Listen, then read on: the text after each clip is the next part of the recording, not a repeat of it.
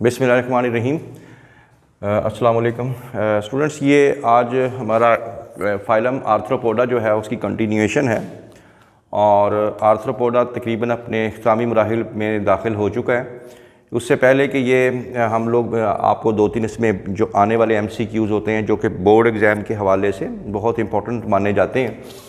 एक तो इसमें आपने बता देना है जनरल ऑर्गेनाइजेशन। ये तो आपको पहले से ही पता है कि अब जितने ये आर्थ्रोपोड्स हैं ये they belong to bilateral symmetry, they are triploblastic, they are coelomates. ये तो होगी बात। Similarities with annelids, very important, ये बहुत इंपॉर्टेंट शॉर्ट क्वेश्चन बन जाता है बोर्ड के एग्ज़ाम में। यानी इसमें आपने कंपेयर करना होता है कि इसे जो प्रीवियस हम लोगों ने फाइलम पढ़ा था एनिलिड और आर्थ्रोपोड्स, इन दोनों में कंपेरिजन करें, यानी इनमें कौन सी सिमिलैरिटीज़ हैं और कौन कौन सी डिससिमिलैरिटीज़ हैं। तो पहली बात तो आप ये बता देंगे कि जिस तरह एनिलिड्स के अंदर सेगमेंट्स हैं, बॉडी के अंदर सेगमेंट्स हैं, इसी तरह आर्थ्रोपोड्स के अंदर भी सेगमेंट्स हैं। अभी कल आपको बताया है हेड, थॉरैक्स, एब्डोमेन, ये भी सेगमेंट्स हैं। इसी तरह उसके अंदर भी सेगमेंट्स हैं, इसमें भी सेगमेंट, दोनों में ये बात कॉमन हो जाएगी। प्रेजेंस ऑफ क्यूटिकल, क्यूटिकल जो है जो आउटर साइड है एनिलिड्स की जो कवरिंग थी वो हमने कल पढ़ा था, वो क्यूटिकल से पर मुश्तमिल होती है। और हमने यहाँ भी देखा कि जो आर्थ्रोपोड्स होते हैं इसके एक्सोस्केलेटन के अंदर भी क्यूटिकल मौजूद होती है। ये भी एक इसके अंदर आ गई, सिमिलैरिटी आ गई। अपेंडेजेस के बारे में बताया था, कोई भी ऐसी आउट ग्रोथ जो कि जिस्म से बाहर निकल रही है, वो चाहे एंटीना हो, चाहे वो लेग्स हों, चाहे वो रिप्रोडक्टिव ऑर्गन्स हों, चाहे वो पाल्प्स हों, वो अपेंडेजेस में आते हैं। तो अपेंडेजेस जो हैं वो एनिलिड्स में भी होते हैं और आर्थ्रोपोड्स में भी होते हैं। तो लिहाजा ये तो हो गई सिमिलैरिटीज़। अब दोनों में डिससिमिलैरिटीज़ क्या हैं, दोनों में फ़र्क क्या है? फ़र्क ये है कि अभी ये जो आर्थ्रोपोड्स हैं, आर्थ्रोपोड्स के अंदर मोस्टली जो अपेंडेजेस होते हैं वो पेयर में होते हैं। यानी अगर लेग्स की बात करेंगे पेयर में होंगे, टेंटिकल्स की बात करेंगे पेयर में होंगे। लेकिन यहाँ पे अगर हमने ये जो है ये do not have joint appendages, इनमें मोस्टली ये होता है कि इसमें जॉइंट अपेंडेजेस नहीं होते। कल अगर आपने देखा होगा सीटा, अब वो सीटा जो है वो सिंगल होते हैं, वो पेयर में नहीं होते। तो लिहाजा ये आपने बता देना है। दूसरी बात, एनिलिड के अंदर ये होता है कि मेटामेरिकली सेगमेंटेड, यानी ऑर्गन्स जो हैं हर सेगमेंट में रिपीट हो रहे होते हैं, जबकि आर्थ्रोपोड्स के अंदर सेगमेंट्स तो होते हैं लेकिन ऑर्गन्स जो हैं वो हर जो है सेगमेंट के अंदर ऑर्गन्स रिपीट नहीं होते। तो ये इनके अंदर डिफरेंस आ जाएगा, ये डिससिमिलैरिटीज़ में आ जाएगा। फिर उसके बाद आप लोगों ने बताना है मेन अचीवमेंट्स। मेन अचीवमेंट्स का मतलब ये है कि वो कौन सी खूबियाँ हैं जो आर्थ्रोपोड्स ने अपने अंदर जो है वो अडॉप्ट की और वो आज दुनिया में सबसे सक्सेसफुल हैं, और ना सिर्फ सबसे सक्सेसफुल हैं बल्कि सबसे ज़्यादा भी हैं, 53.1%। उसकी वजह, सबसे पहली खूबी उनकी ये है कि काइटिनियस एक्सोस्केलेटन। जो एक्सोस्केलेटन होता है इसका नॉन लिविंग होता है, बाहर से मजबूत, non living and non cellular, और सेल का बना नहीं होता। इन दो खूबियाँ ऐसी हैं यानी कि उसके अंदर कोई सेंसेशन नहीं होती, जानवर जो है अंदर महफूज फील करता है, उसको कोई सेंसेशन फील नहीं होगी या उसको कोई पेन का एहसास नहीं होगा। सिक्रीटेड बाय एपिडर्मिस, ये आप लोगों ने बता देना है कि एपिडर्मिस जो है जो स्किन का आउटर कवरिंग जो इसका है, स्किन की जो सबसे बाहर वाले सेल्स हैं एपिडर्मिस, वो इसको सिक्रीट करते हैं। और ये बने किससे होते हैं? प्रोटीन कार्बोहाइड्रेट कंपाउंड से बने होते हैं। ये आपका MCQ बन गया, कार्बोहाइड्रेट और इसमें थोड़ी सी इसमें प्रोटीन भी होती है, और इसके आउटर साइड पे वैक्स की लेयर भी होती है इसके एक्सोस्केलेटन में, ताकि पानी को जो जिस्म से पानी का जो उड़ना है उसको भी रोका जा सके। इसके फंक्शंस क्या हैं? पहला काम इसका है प्रोटेक्शन, ये अपने दुश्मनों से ये इसको हिफाजत मिलती है एक्सोस्केलेटन की वजह से। एक्ट एज अ लीवर, ये जो लेग्स वगैरह हैं इनके लीवर के तौर पे काम कर, जिसकी वजह से इनको मूवमेंट मिलती है, क्योंकि इसके बाहर भी ये काइटिन मौजूद होता है। बाइटिंग एंड क्रशिंग, ये जो पाल्प्स और पैडी पाल्प्स जो इनके मौजूद होते हैं उनमें भी ये होती है काइटिन।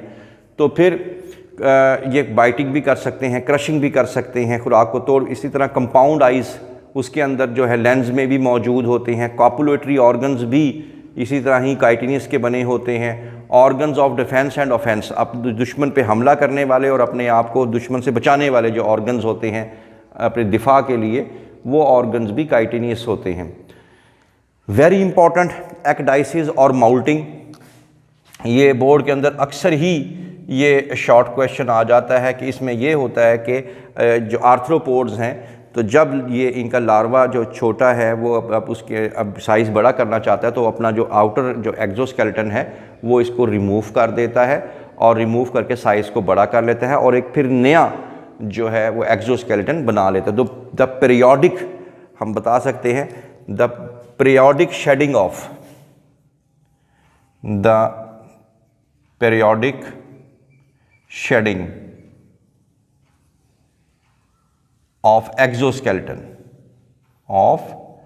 एक्जोस्केलेटन, ये जो बार बार अपना एक्जोस्केलेटन उतारते हैं इसको ही हम लोग कहते हैं एक्डाइसिस और माउल्टिंग।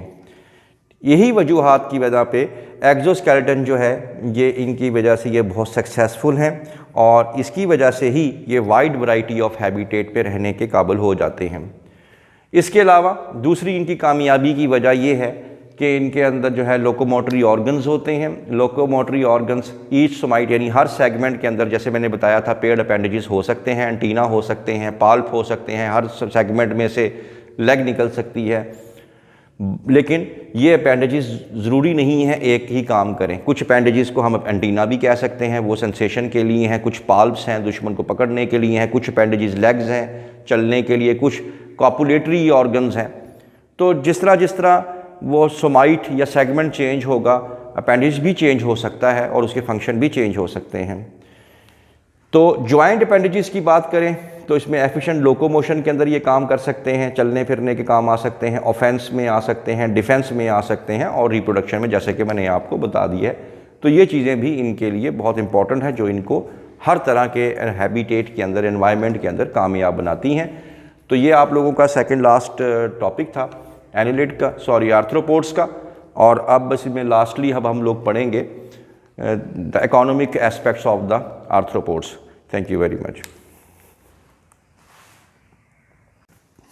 अच्छा बच्चों, ये जो लास्ट टॉपिक रह गया था आपका, बहुत ही इंपॉर्टेंट टॉपिक है। अक्सर औकात अगर आप प्रीवियस पेपर्स में देखें तो ये पेपर में आता ही आता है, बहुत दफ़ा आ चुका है, इकोनॉमिक इंपॉर्टेंस ऑफ इंसेक्ट्स। इसमें आपने दो कैटेगरीज बना लेनी है, एक उसके नुकसानदेह एस्पेक्ट्स जो हैं, जो हार्मफुल एस्पेक्ट्स हैं, और दूसरे हैं बेनिफिशियल एस्पेक्ट्स। तो हार्मफुल एस्पेक्ट्स में कई दफ़ा पढ़ चुके हैं आप लोग। एनोफिलीज़ है, ये इंसान के जो ब्लड में प्लाज्मोडियम ट्रांसमिट कर देता है जिसकी वजह से मलेरिया हो जाता है। इसी तरह सीसी फ्लाई है, ये ब्लड के अंदर ट्राइपैनासोमा, ये भी आप पढ़ चुके हैं चैप्टर 7 में, उसको ट्रांसफ़र कर देता है। इसकी वजह से अफ्रीकन स्लीपिंग सिकनेस हो जाती है और कुछ स्किन डिजीज़ भी हो सकती हैं और ये जो है डिजीज़ इन कैटल्स भी कर सकता है। हाउस फ्लाई के बारे में कौन नहीं जानता, ये फूड को कंटेमिनेट करती है, हेपेटाइटिस और कॉलरा जैसे वायरस और बैक्टीरिया को ट्रांसफ़र करती है हमारे खाने में, जो कि हमारी बॉडी में चले जाते हैं बाद में। बेनिफिशियल एस्पेक्ट्स के हवाले से अगर बात करें, हमें क्या क्या फ़वाइद हासिल होते हैं। हनी बी से हमें हनी मिल जाता है, हमें वैक्स मिल जाती है। सिल्क वर्म से हमें सिल्क मिल जाता है। कुछ ऐसे भी हैं जो प्रीडेटरी हैं, यानी हमारे खेतों के अंदर अगर नुकसानदेह कीड़े हैं तो हमारे दोस्त कीड़े, हमारे दुश्मन कीड़ों को खा जाते हैं, तो हमें पेस्टिसाइड का स्प्रे करने की ज़रूरत नहीं पड़ती, हमारा ख़र्चा भी बचता है, फ़ज़ा में पोल्यूशन भी नहीं होगी, जैसे आपने पढ़ा होगा बायोलॉजिकल कंट्रोल, ठीक है ना।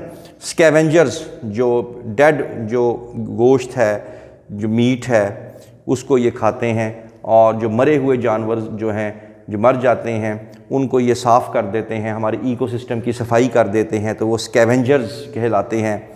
इसी तरह कुछ ऐसे भी इंसेक्ट्स लार्वा हैं जो कि that can be the source of food for the fish, जो फ़िश को पकड़ने के लिए या मछली के लिए खुराक के तौर पे भी काम आते हैं।